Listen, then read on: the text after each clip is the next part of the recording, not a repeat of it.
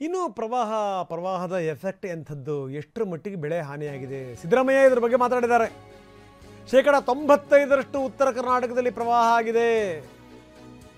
ಏನಾಗಬೇಕು ಅಲ್ಲಿ ಜನರ ಸ್ಥಿತಿ?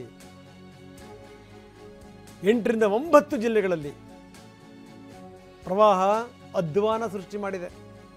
ಬೆಳಗಾವಿ, ವಿಜಯಪುರ, ಬಾಗಲಕೋಟೆ, ಯಾದಗಿರಿ, ಕಲಬುರಗಿ, ಧಾರವಾಡ ಇವೆಲ್ಲ ಜಿಲ್ಲೆಗಳು ತತ್ತರಿಸಿ ಹೋಗಿವೆ.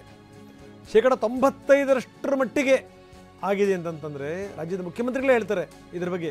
ಇನ್ನೆಷ್ಟರ ಮಟ್ಟಿಗೆ ಸ್ಥಿತಿ ಇರಬೇಕಲ್ಲಿ? ನಿನ್ನೆ ಹೋಗಿದ್ದೆ. ಏನಾಗಿದೆ, 95% ಫ್ಲಡ್ ಇರ್ತಕ್ಕಂಥದ್ದು ಉತ್ತರ ಕರ್ನಾಟಕದಲ್ಲೇ. 8-9 ಜಿಲ್ಲೆಗಳಲ್ಲಿ ಫ್ಲಡ್ ಜಾಸ್ತಿ ಆಗಿದೆ. ಸೊ ಅದು 95% ಉತ್ತರ ಕರ್ನಾಟಕದಲ್ಲಿ. ಬೇರೆ ರಾಜ್ಯಗಳಲ್ಲಿ ಕಡಿಮೆ ಇದೆ, ಆಮೇಲೆ ಬೇರೆ ಜಿಲ್ಲೆಗಳಲ್ಲಿ ಕಡಿಮೆ ಇದೆ, ಅಲ್ಲಿ ಮಾತ್ರ ಜಾಸ್ತಿ ಇದೆ.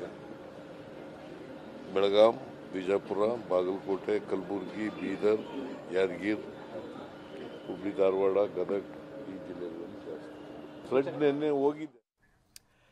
ಕೇಂದ್ರದ ಬಗ್ಗೆ ನಿರಂತರವಾಗಿ ಅದರ ವಿರುದ್ಧ ಮಾತಾಡಬೇಡಿ, ಕೇಂದ್ರ ಜೊತೆಗೆ ಸಂಘರ್ಷ ಸರಿಯಲ್ಲ ಅನ್ನುವಂಥ ಮಾತು ಕುಮಾರಸ್ವಾಮಿ ಅವರು ಮಾತನ್ನು ಹೇಳಿದರು.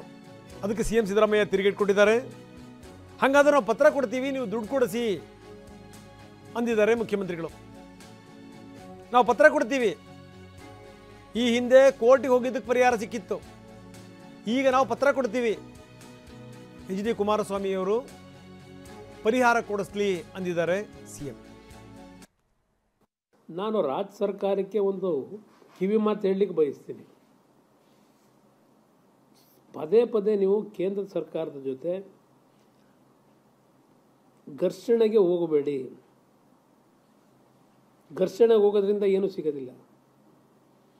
ವಿಶ್ವಾಸದಲ್ಲಿ ಹೌದು, ಹಲವಾರು ವಿಷಯದಲ್ಲಿ ನಾನಿವತ್ತು ಕೇಂದ್ರದಲ್ಲಿ ಮಂತ್ರಿ ಇರ್ಬೋದು, ನನಗೆ ಗೊತ್ತಿದೆ ಕೆಲವು ವಿಷಯಗಳು, ನಾನು ಮಾತಾಡೋದಿಲ್ಲ. ಆದರೆ ನಾನು ಒಂದು ಮಾತು ಹೇಳ್ತೀನಿ, ಕೇಂದ್ರ ಸರ್ಕಾರದಿಂದ ನನಗೆ ನರೇಂದ್ರ ಮೋದಿಯವರು ಗೌರವಾನ್ವಿತ ಪ್ರಧಾನಮಂತ್ರಿಗಳೇನಿದ್ದಾರೆ ಅವ್ರ ಮೇಲೆ ವಿಶ್ವಾಸವೂ ಇದೆ, ನಂಬಿಕೆಯೂ ಇದೆ. ನೀವು ಸರಿಯಾದ ರೀತಿಯಲ್ಲಿ ಬಂದು ಒಂದು ವಿಶ್ವಾಸದಲ್ಲಿ ನೀವು ಅಲ್ಲಾಗಿರ್ತಕ್ಕಂಥ ಅನಾಹುತಗಳ ಬಗ್ಗೆ ನೆರವು ನೀಡಿ ಅಂತಕ್ಕಂಥದ್ದು ಅದಕ್ಕೂ ಒಂದು ಸೌಜನ್ಯ ಅನ್ನೋದಿದೆ. ಕುಮಾರಸ್ವಾಮಿ ಅವರು ಅದು ಹೇಳಿರ್ತಕ್ಕಂಥದ್ದನ್ನು ಸ್ವಾಗತ ಮಾಡ್ತೀನಿ. ಬಟ್ ಕೇಂದ್ರ ಸರ್ಕಾರ ಹಿಂದೆ ಬರಗಾಲ ಬಂದಿತ್ತಲ್ಲ ಕರ್ನಾಟಕದಲ್ಲಿ 2023ರಲ್ಲಿ, ಆಗ ನಾವು ಸುಪ್ರೀಂ ಕೋರ್ಟ್ಗೆ ಹೋಗಿ ತಗೋಬೇಕಾಗಿ ಬಂತು ಪರಿಹಾರನ. ಸುಪ್ರೀಂ ಕೋರ್ಟು ಬಾಗಿಲು ತಟ್ಟಿ ಸುಪ್ರೀಂ ಕೋರ್ಟ್ನವ್ರು ಆರ್ಡರ್ಸ್ ಮಾಡಿದ ಮೇಲೆ ಪರಿಹಾರ ಸಿಗ್ತಿತ್ತು. ಕೇಂದ್ರ ಸರ್ಕಾರ ಈಗ ಕೊಡಿಸ್ಕೊಟ್ರೆ ನಮ್ಮ ಇವರಿದ್ದಾರಲ್ಲ, ಯಾರು ಕುಮಾರಸ್ವಾಮಿ ಇದ್ದಾರಲ್ಲ, ಕೊಡಿಸ್ಕೊಡ್ಲಿ, ಮೆಮೊರಾಂಡಮ್ ಕೊಡ್ತೀವಿ.